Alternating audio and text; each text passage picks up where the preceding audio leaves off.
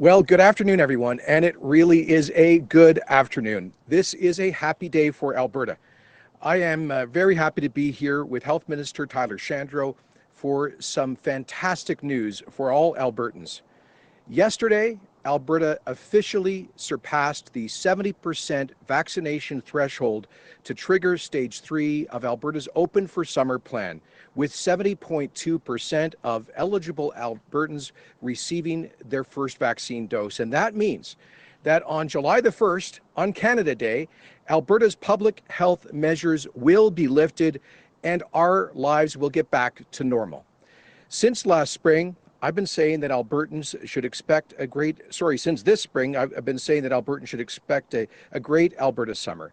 Maybe even the best summer ever, given all that we've been through the past 16 grueling months. And that's because I never doubted Albertans. I never doubted that we would reach this milestone together, that we'd pull together as a province, as a people, and get her done in the true Alberta spirit. So today, I want to say, we did it. You did it. And let me say this, thank you. Thank you to the healthcare workers who have worked tirelessly to get needles into arms since December, when that first batch of doses arrived on a cold winter day in Calgary. Thank you to Alberta Health Services for designing and executing a brilliant country-leading rollout strategy that has led Canada in safety and efficiency. But most of all, thank you to the 2.7 million Albertans who have chosen to roll up their sleeves and get the jab. Because of you, we're about to take this huge step forward. In a moment, Minister Shandro will share details on stage 3 and what Albertans need to know about the next steps. But here's the bottom line. On Canada Day, virtually all remaining COVID-19 restrictions will be history. No more limits on weddings or funerals. No more bans on indoor social gatherings. No more limits for gyms, sports, and fitness activities. No more capacity limits at restaurants, in retail, or for places of worship. No more advisories against non-essential travel, so long as you observe travel requirements in other jurisdictions.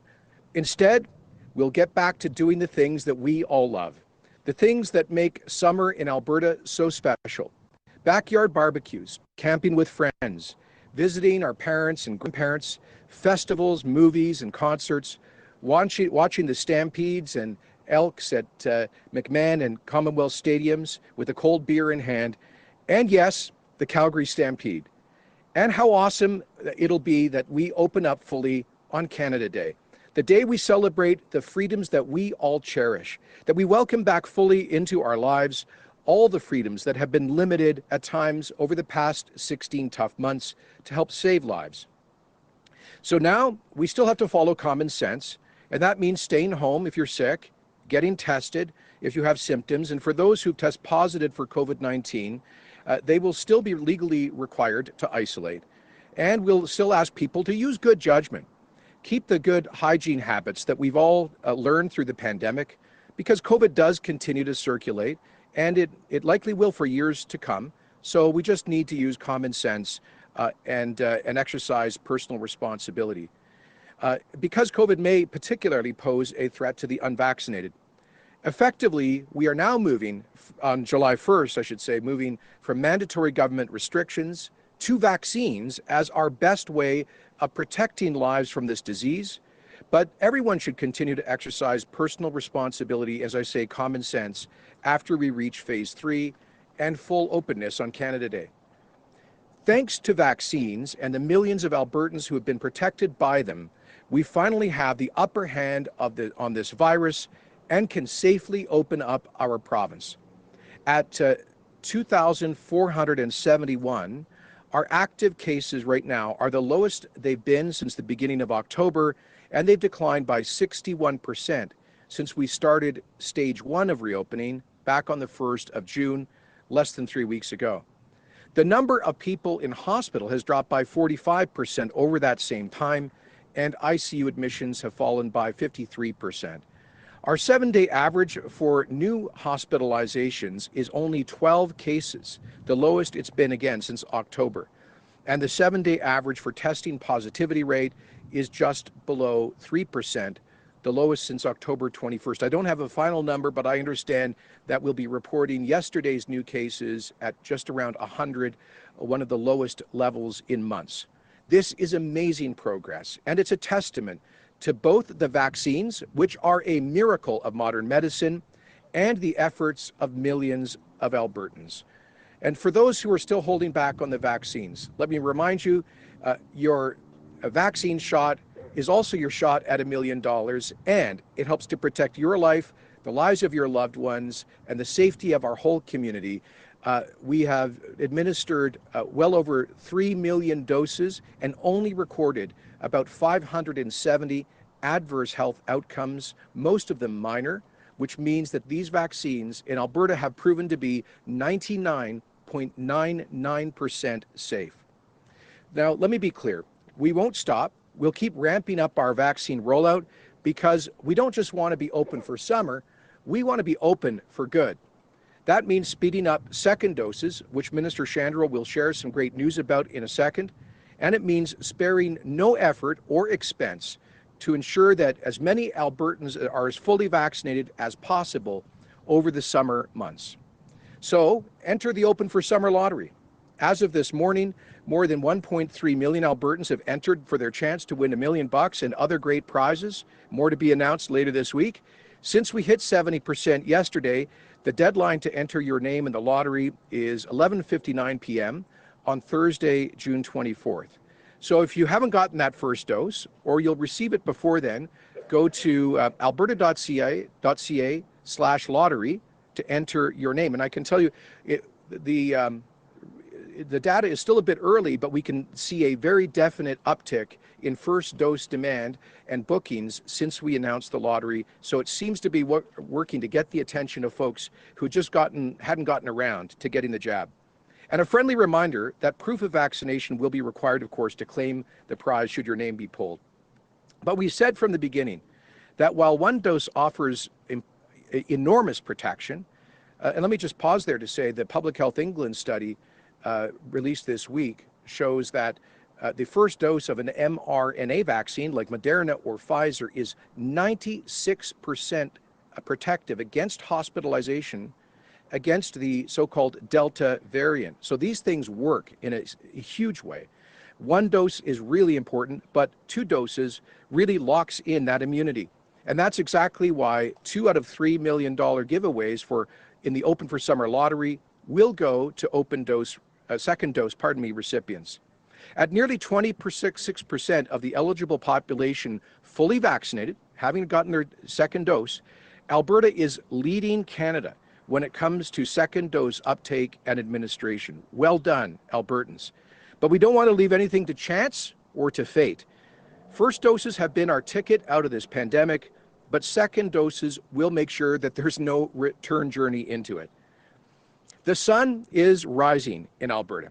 This is our time, the start of an exciting recovery for our province, of an Alberta renaissance. Couples who have been putting off their weddings for over a year can now plan for a memorable celebration. Small business owners are reopening their doors and hiring new staff. Fitness instructors are moving back into their studios. Zoom-weary employees are heading back to their offices, and people of faith are returning to their congregations, worshiping and fellowshipping together. With vaccines working their magic and thousands more Albertans rolling up their sleeves, in fact, I'm headed from this to get my second dose at the Edmonton Expo Center. With all of that happening, the end of this terrible time is just 2 weeks away. I know it's, for some of us, hard to believe, but it's true. Until then, though, we ask that everyone goes the last mile together by observing the stage 2 public health measures that do continue to be in effect.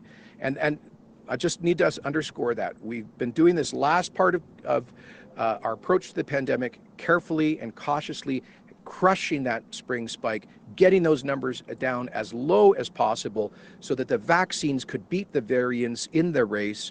And that's why we've got to have a couple more weeks of caution with the existing rules.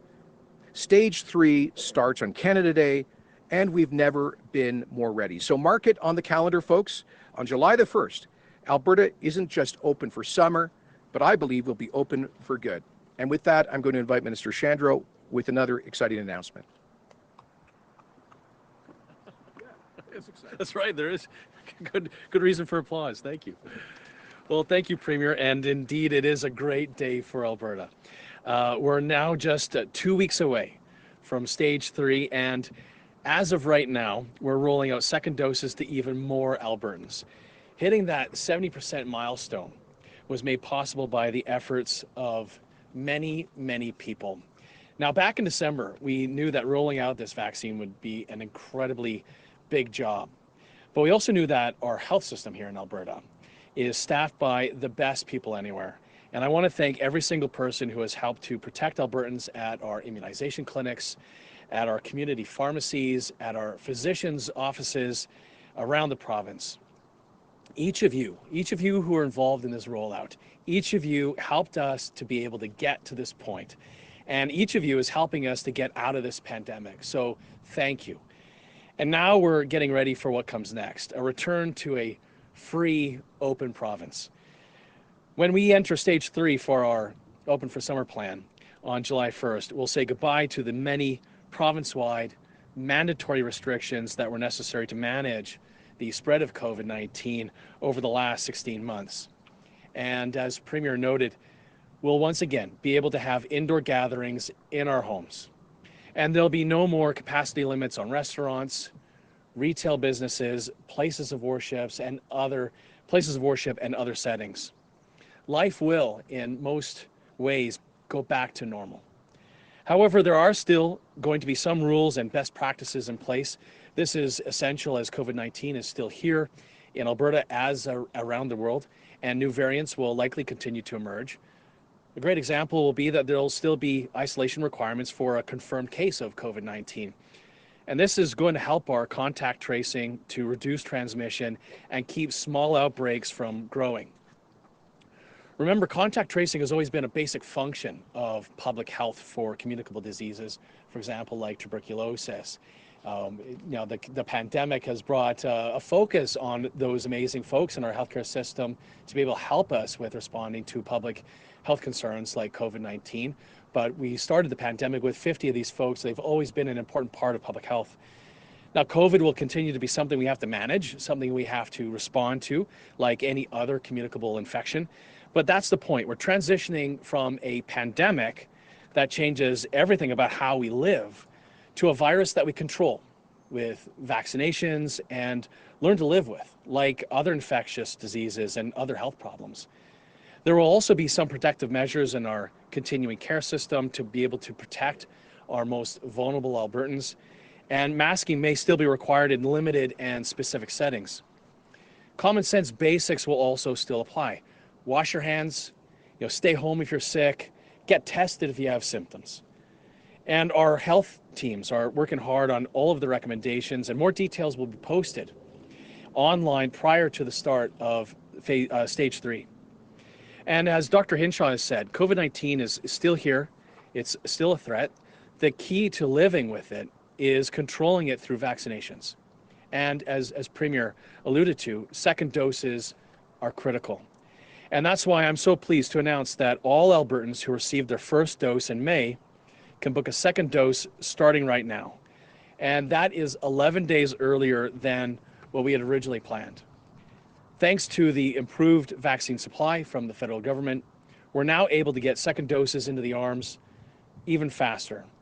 And I'm also pleased to announce that if you got a first dose in June, you can book your second dose appointment as soon as 4 weeks have passed since your first dose. That means that if you got your first dose on June 1st, you can book your second dose on June 29th. Now, going forward, if a first dose with a messenger RNA vaccine, you only need to wait 4 weeks to book your second dose. If your first dose was AstraZeneca, like mine, we recommend that you wait at least 8 weeks for your second dose to ensure maximum protection. And I want to emphasize that's not because of any concern about the AstraZeneca vaccine or because of supply or anything else. It's because it actually works better if you give it a little longer between those doses, like Dr. Hinshaw and I had done, and Premier as well, because Premier's, your first dose was AstraZeneca as well. And if you had AstraZeneca as your first dose, it's still your choice which vaccine you get on your second dose. If you have questions, make sure you talk to a healthcare professional. There are differences, but all of the approved vaccines are safe. All of them are effective. You also have a choice between the two messenger RNA vaccines, Pfizer and Moderna, but they're closely equivalent in the way that they work. So please consider getting whichever one of them is the first available to you. These are interchangeable, these two messenger RNA vaccines. There are now 1.1 million more Albertans eligible for second doses, so it will take time to get to everybody. Please be patient. No one is going to be left behind. And remember, this latest news on second doses does not mean first doses are over. You can still get a first dose. It's the right thing to do. For anyone listening, for anyone who hasn't had their first dose yet, we are still doing first doses. We still need you to step forward and get those first doses into your arms. And when we started this vaccine rollout, there was only a very small supply of doses that we were getting into Alberta. So we had to be very specific about who could get them and when. But those rules are all gone now. The process is simple. If more than 4 weeks have passed since your first dose, you can book your second if that first dose was a messenger RNA. If you got AstraZeneca as a first dose, wait 8 weeks and then book your second dose either with a messenger RNA vaccine or another shot of AstraZeneca. That's your choice. If you haven't had a first dose, again, please book it now. You'll not only protect yourself. This isn't about protecting yourself. This is about being able to protect all the vulnerable people around you. But also, now another incentive, you'll also be able to enter the Open for Summer lottery. Registration for the first draw closes just before midnight on June 24th. And speaking of which, we've heard from snowbirds and others wondering if they're eligible for the lottery if they received one or both doses outside of the province. The answer is yes, you are eligible. And starting today, AHS is offering a fast and easy way to add your out-of-province or out-of-country COVID-19 immunization to your health records. You can now submit your information through a new, secure, web-based portal. The website is ahs.ca vaccine registry, where vaccine registry is all one word. So ahs.ca vaccine registry. And you can fill out information for yourself or your children if they're under 18. AHS is going to review the submitted records to ensure that you received an acceptable vaccine at an appropriate interval. If approved, it'll be added to your permanent health record. So please be patient at this process. It will take 2 to 3 weeks from when you submit your records for it to be able to show up in either NetCare or your access as a patient, which is through My Health Records. And this is going to ensure that you have accurate personal records and that we have up-to-date data on how many Albertans have been vaccinated. And it also serves as proof of vaccination for the Open for Summer lottery. And again, the first draw is just around the corner, and 2 more draws for cash and other prizes will follow later this summer. Thank you, and we're happy to take any questions. Sorry, you're right. You're right. There is more. There is more to be done before we take questions. Follow up, and then we can return to the podium for Q&A.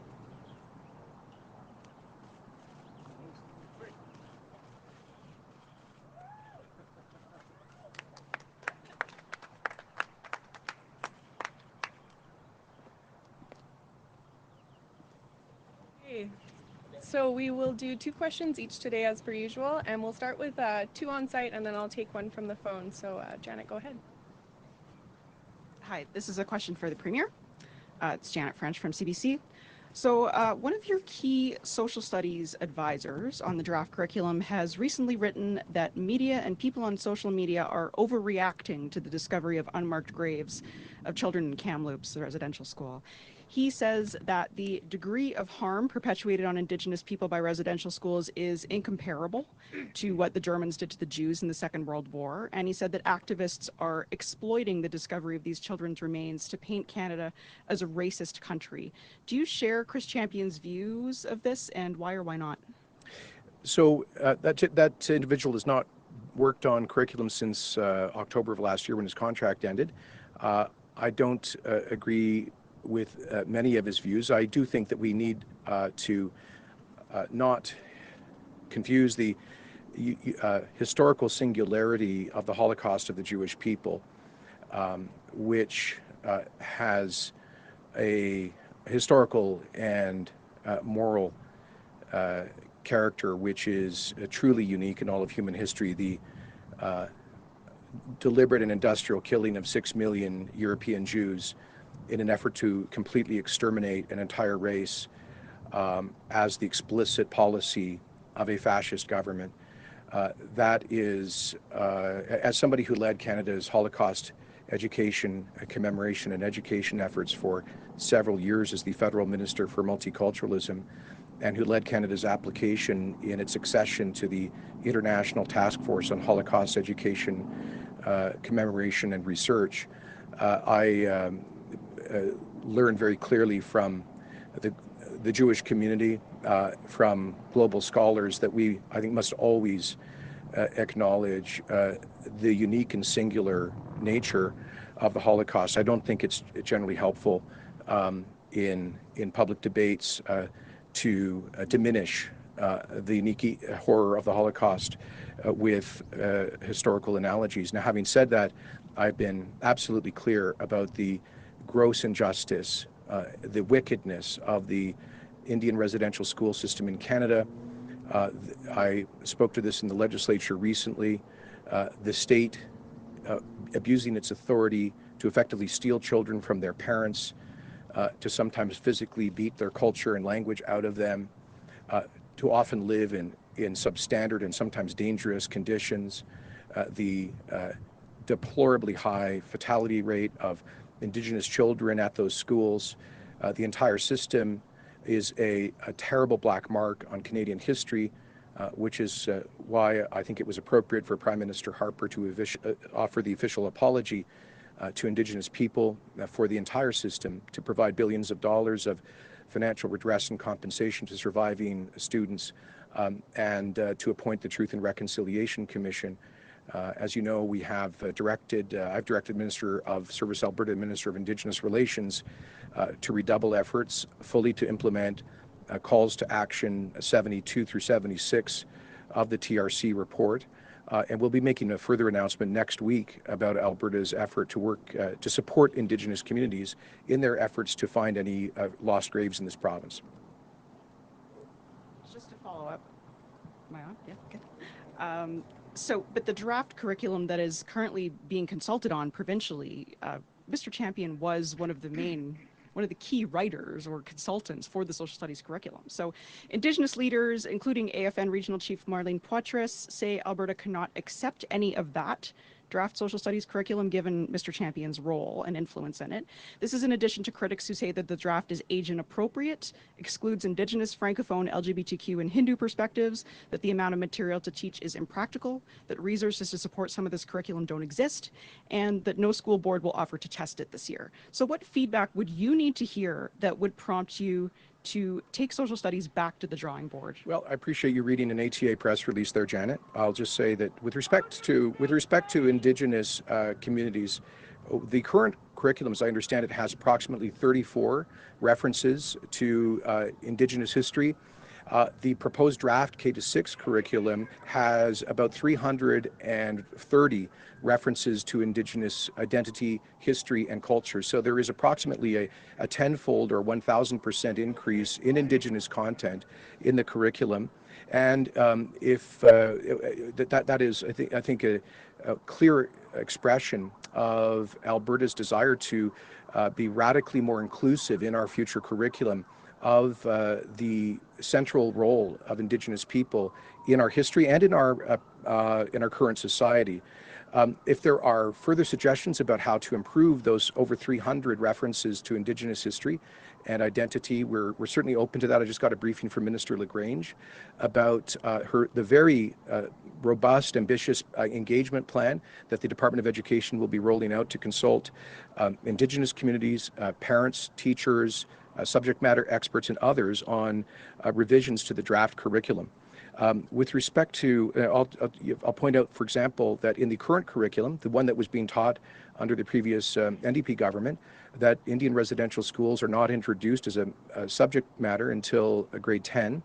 Under the draft K-6 curriculum, that would happen in grade 5. But after there's been context given about the whole history of First Nations and it being taught in a sequential way so that young people can understand just how terrible the residential schools were by understanding the culture that they tried to destroy. In terms of, you just said that there's critics such as yourself say there's too much content, but then complain about not enough content in certain areas. For example, with respect to the Hindu community, there is currently zero content with respect to Hinduism in the current curriculum. There was zero reference to Hinduism in the draft curriculum of the previous government. In the K-6 draft curriculum that we have tabled, it is the first time ever that faiths that are newer and have smaller communities in Canada, like Hinduism, Buddhism, and Sikhism, are introduced as specific mandatory curriculum items in the world history, in the world religion section. So actually there is, the draft curriculum is far more pluralistic, and that I think perhaps is one of the reasons there is criticism about too much content. We're ambitious for kids to, most importantly, have stronger reading and writing skills, but also strong cultural and civic literacy. That's what the social studies curriculum aims to do, and we're looking forward to constructive input on how we can further improve it. Who's going to teach it? You cut the education budget. Actually, education budget's increased. Go ahead, Graham. Mr. Premier, Brent Thompson, iPolitics.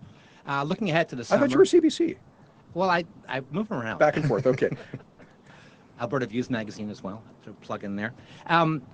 The Stampede's coming up, big event for the summer. The federal government, of course, has given permission for people to come from the U.S., the Cowboys participants to come in, take part in the Stampede, but the border will not reopen. The U.S. border is not going to reopen. The Prime Minister wants to get more people vaccinated in Canada. It won't open until July 21st at the earliest.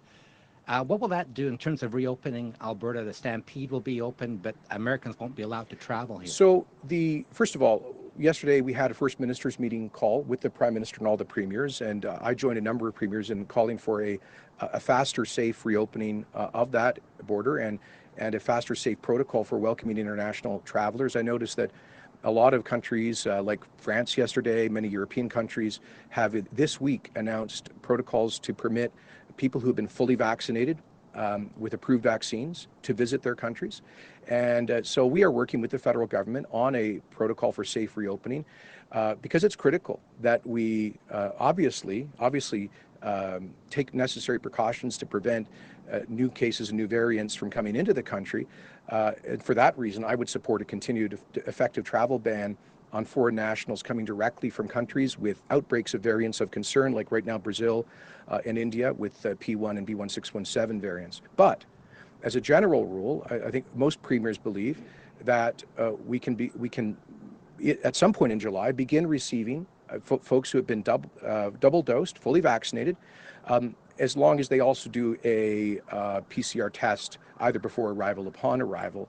And we will work with the federal government to accelerate that. But in terms of the Stampede, they're not expecting many out-of-province visitors this year. I think their projection is that 90% of the visitors to Stampede will be Albertans, given that, the uncertainty around travel. So they're not banking on a big tourism trade this year, but we do appreciate the Government of Canada responding to our request for a national interest exemption that had been endorsed by Dr. Hinshaw for 134, I believe, Stampede performers. And on the, on the summer, what are your plans this summer?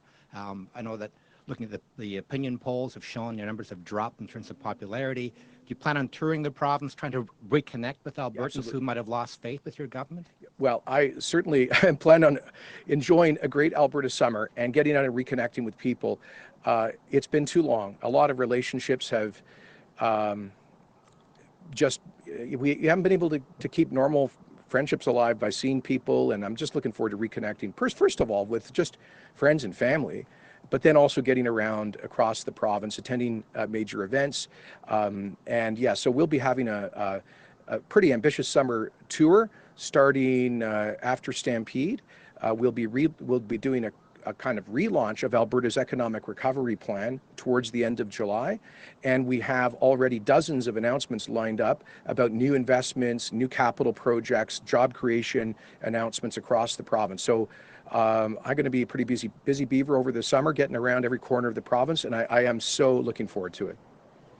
We'll just go to the phone for our next question. Operator, can you please put through our first caller? Chris Barco, Calgary Herald. Hi, this is a question for the Premier. Premier, aside from the restrictions on continuing care centers, will there be any COVID-19 restrictions or recommendations for specific industries? What are your expectations for businesses? Well, as we approach July the 1st, I think that Dr. Hinshaw may be making some recommendations for example, limited mask use in certain contexts, like, for example, obviously long-term care, continuing care settings, hospitals. She may have some other workplaces where that is called for. So she and the Department of Health are working on a package in that respect. But as I say, the main focus will be on those healthcare settings. Apart from that, we would just ask employers right across the economy just to use good common sense. We need to accept the good news about the protective effect of vaccines. We need to accept that science. At the same time, as I said, we would encourage employers to maintain the good habits that we've all developed over the past year and a bit in terms of hand washing, encouraging their employees to stay home if they're feeling sick, where possible, providing them with compensation so they don't lose, because we don't want people coming to work if they're sick, and so we encourage employers to look at supporting employees when they have to stay home, and you know, monitoring people's health and symptoms. Encouraging folks to get tested if they are symptomatic. So those are kind of the basic things that we'll be encouraging businesses. But we're not expecting, Tyler, you can supplement this, we're not expecting to be issuing a whole range of specific guidelines for various businesses. This is actually opening up because of the protective power of the vaccines. Yeah, sure. Yeah, thank you for the question. I mean, it's similar to what we saw when we relaunched in 2020, when we had so many businesses who were apprehensive or anxious about how to, you know, take care of their patrons and their employees, and they asked us to be able to provide them with a lot of guidelines for them to be able to have a safe reopening in 2020. Same thing here. We're happy to be able to work with industries and answer their questions and provide that information through BizConnect as we did in 2020. So we'll continue to provide that feedback. But Premier is exactly right. This is about us now moving from a pandemic to an endemic, and being able to, each of us, look at, in a common sense way, of what the risks are to us, and for employers and individuals to be able to take those assessments and be able to make those decisions themselves. Chris, do you have a follow-up question? Yes, I do.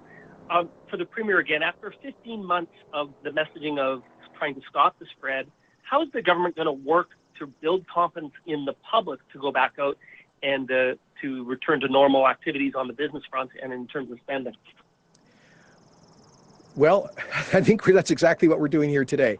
And we're going to have a celebration on Canada Day about our new openness, and encourage people to get out there and support those small businesses that have been so hard hit in the past 16 months.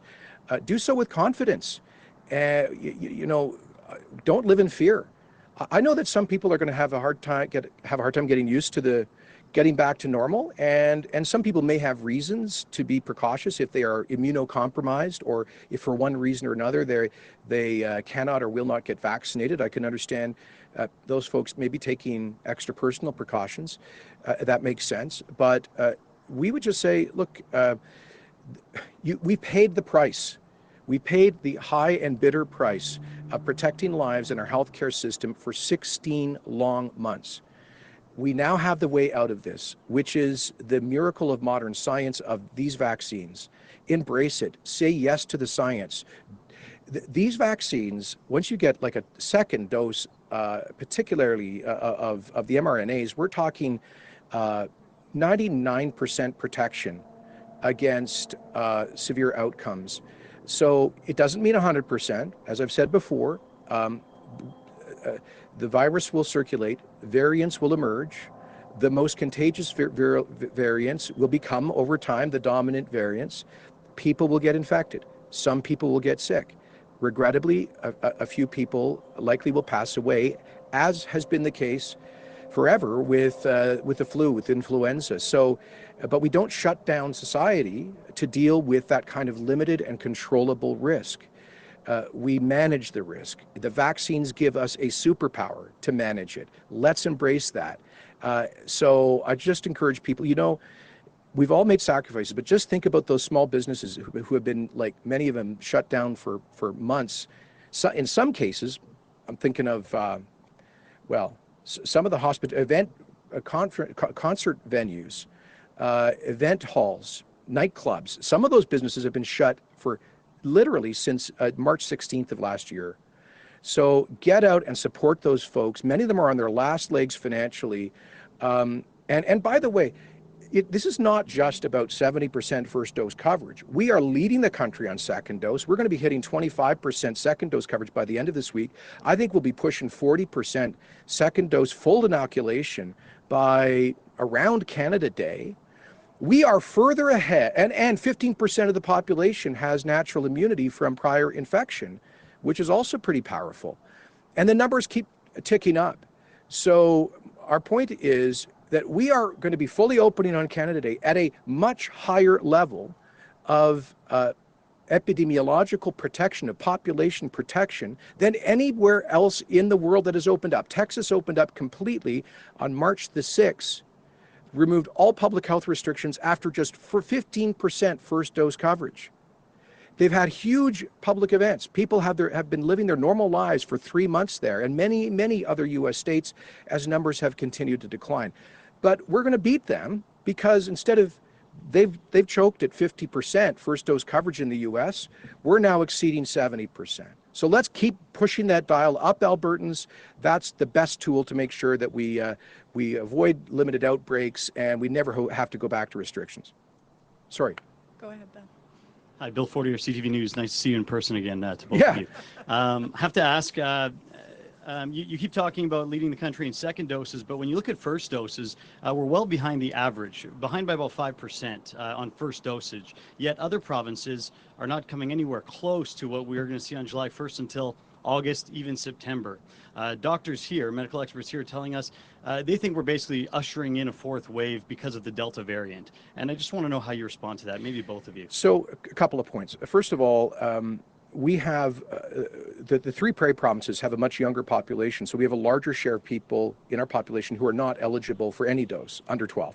So it's about 19% of the population here that cannot get a vaccine versus only 14% in BC. So that's an important factor to consider. Secondly, in terms of other provinces, BC is going to their phase 3 on their reopening on Canada Day as well. And it's very similar to ours. I think the only difference is with respect to large events. Thirdly, like I've told you, look what's happened in the United States. How could American states open up at radically lower levels of vaccine coverage and have dropping infections, dropping cases, dropping hospitalizations? And how could we not experience the same thing at much higher levels of protection? With respect to the Delta or the B1617.2 variant, so it's been circulating in Alberta since, best we know, April the 9th, so 9 weeks ago. We still have only about 200 active cases, less than 10% of our total active cases. And over half of those cases are in 2 local geographic areas out of about how many, 130 LGAs? 132 LGAs. So half the Delta cases are in 2, which means there has not been geographic spread. It's very localized. And finally, you know, at this stage of this, I don't think it's responsible constantly to be spreading fear. We need to embrace the science of the protective effect of vaccines. I've heard about CTV reports about that we're headed into the fourth wave, and some person on Twitter with their projections that we're going to be awash in Delta cases, forcing people into the hospitals. I don't think that report mentioned the Public Health England massive study of the Delta cases in in UK, which says that on the first dose, 14-day lag on the first dose of a mRNA vaccine is 96% protective against hospitalization, and a second dose 98% protective. So the data is in, the global experience is clear. This is the most cautious, one of the most cautious plans in the world that we have seen. And yeah, we'll keep an eye on that and other variants. I guarantee you, though, the promoters of fear will have lots of variants to come in the future. There will be new variants. They'll be more contagious. The scientists will study them. If necessary, the vaccines in the future will be adjusted to be more protective against future variants. But if other countries with lower levels of protection to get back to normal, why can't Alberta? I can make one more point about the Delta, if that's right. I mean, just also point this out when it comes to this one particular variant, the Delta variant. That starting June 1st. So when it comes to testing for a variant, as we've seen other variant strains, there are a couple ways you could do it. There's one by doing full sequencing of the genome, which is very difficult, expensive, timely. But APL, our public lab system, has been able to develop throughout this various tests to make it a little bit quicker for us to do. Starting June 1st, we've been able to test 100% of our positive cases for that particular variant. It is, today it was 100 new positive cases. So the amount of Delta cases right now is, as Dr. Hinshaw has made the point to me, this is her advice, that it's still statistically irrelevant. For us to be able to make the types of claims that we've seen in the media about the Delta variant, when the number of new cases we have and the full testing we're doing and catching and doing the contact tracing for those new Delta variants is right now not statistically relevant. So obviously we're going to continue to have a focus on, as we would with all infectious diseases, to have our contact tracers being able to contain that variant in particular. It will, as we know, become a dominant strain here in Alberta, but dominant strain of a set of cases that is continuing to come down throughout the province. Sure. One more thing, because I know there's been a lot of attention paid to two unfortunate deaths in Calgary hospitals of people who had been vaccinated and had contracted the Delta variant. So these were both individuals in their 80s with multiple comorbidities, both of whom were in hospital before contracting COVID, both of whom were, I understand, severely immunocompromised. Our condolences go to their families, but we should understand, as I said, 98% protection against hospitalization from the Delta variant is not 100%. Very elderly, very frail, immunocompromised people with multiple comorbidities are going to continue to be vulnerable to any kind of disease like this. Very quick follow-up, because I got a long answer on that. Sorry, but I apologize. No, not at all. There's still over 1.7 million Albertans, including, of course, under 12, who are unvaccinated. Is there a contingency plan? Is there a plan B if we reopen and we see the hospital numbers start to increase again? We see the R value start to increase again. Is it possible that the province has to pull back on the reopening, or is this in place permanently? We just don't see that scenario. This is, I said, our intention. This is open for good, not just open for summer. We will have to, from time to time, address localized outbreaks. And I fully expect that we'll see an increase in cases, particularly with the typical seasonal wave for contagious diseases of this nature, probably starting mid-October. But by then, I'm very confident that we will be at 75% of the population fully vaccinated. And it's possible that between now and then, there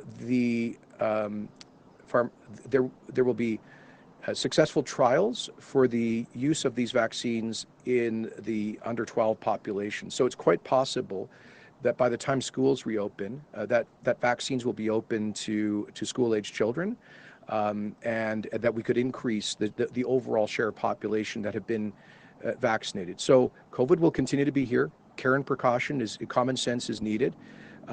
And if we see any completely unforeseen circumstances, we'll respond to those in due course.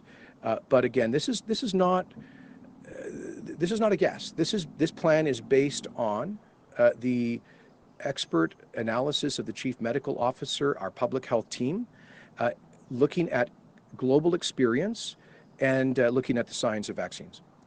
We have time for probably 2 more questions, so we'll do last one on site and then we'll take 1 more on the phones. Darcy Ropchan, City News. I have a question and a follow-up for both the Premier and the Minister. You two folks, I believe your first vaccine was AstraZeneca. Do you have any concerns as we hear reports about some countries not accepting the AZ vaccine for travel? And are there any plans to get extra mRNA doses to folks who want them to travel? It's a good question. It's true that some jurisdictions are saying that they'll only permit travel or certain activities. I saw Broadway theaters will only accept people coming in if they have been fully vaccinated with a U.S. approved vaccine. You're right, AstraZeneca has not been approved in the U.S. We're not expecting the U.S. to impose that as a travel requirement, but it may be a requirement in particular situations like theaters in New York. It may be a requirement in some European countries that have not approved AstraZeneca. In that case, we are working, first of all, with the federal government on a system to provide either paper or electronic confirmation of vaccination status to facilitate people who want to travel. And how we indicate which vaccines people have received, I don't yet know. Tyler, do you have a comment on that? Sure. I think the most important thing to say in response to that is to make sure that people understand that all of the approved vaccines are safe and effective, and that people have a choice here in Alberta. So obviously, we know from our allotment tables from the federal government up until the end of July that when it comes to Pfizer, which has been stable and predictable since mid-April, as well as the 650,000 that we've got coming from Moderna, that we have a lot of messenger RNA.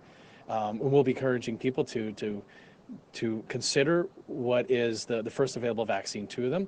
And so because of that availability for messenger RNA, that people who can consider the consequences of whether it is, for example, what the theaters in the U.S. might be doing, they can consider that as well in their decision. But people here in Alberta have a choice, and all the vaccines that are approved are safe and effective. And my next question is for Premier Kenney. The Al Rashid Mosque here in Edmonton sent you a letter yesterday asking for more to be done to address racism in the curriculum, which you mentioned earlier. There's also calls for politicians to acknowledge when their past words have promoted hatred or harm. Do you have a response to that, particularly in relation to the niqab ban at citizenship ceremonies as your time as immigration minister? So on the first point, we have, as I said, significantly increased content in the draft K-6 curriculum about, for example, world religions and the diversity of Alberta. There's radically more content, for example, about the contribution not just of Indigenous people, but Black Albertans of all different faith and ethnocultural minorities. There is, for the first time, significant content about Islam, together with Judaism and other world religions, in the draft elementary school curriculum. And there's also, for the first time, significant content about historical injustices, discrimination, unjust discrimination targeting minority communities in Canada, like wartime internment measures and unjust immigration restrictions, for example.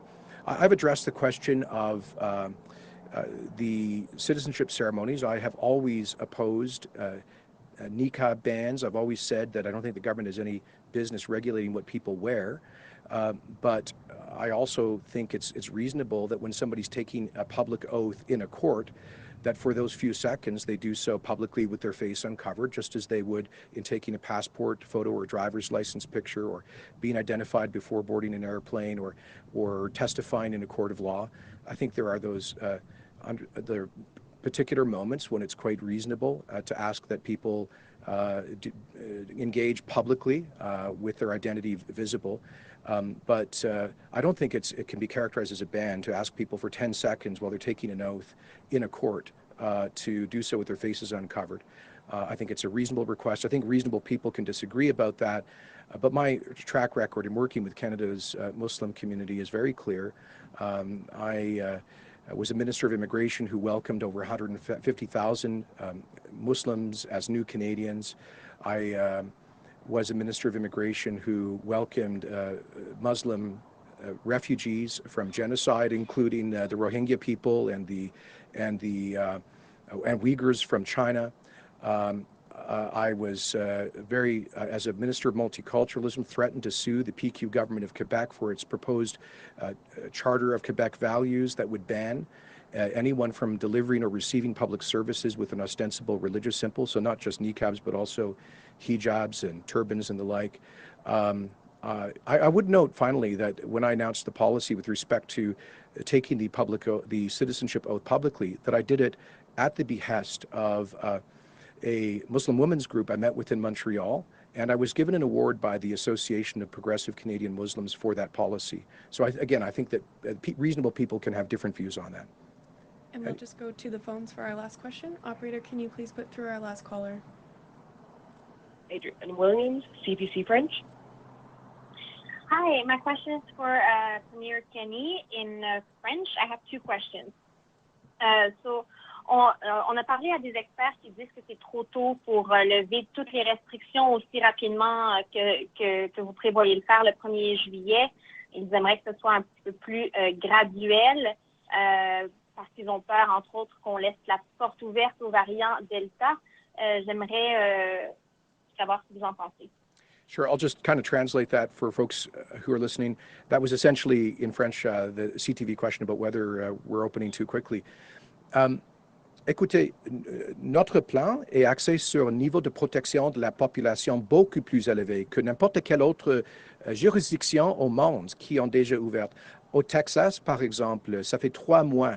Ils ont éliminé toutes les restrictions de santé publique et les nombres des cas des hospitalisations de COVID-19 ont diminué depuis ce moment-là. Et ça a été, à ce moment-là, Texas avait seulement 15% de la population avec une première dose du vaccin.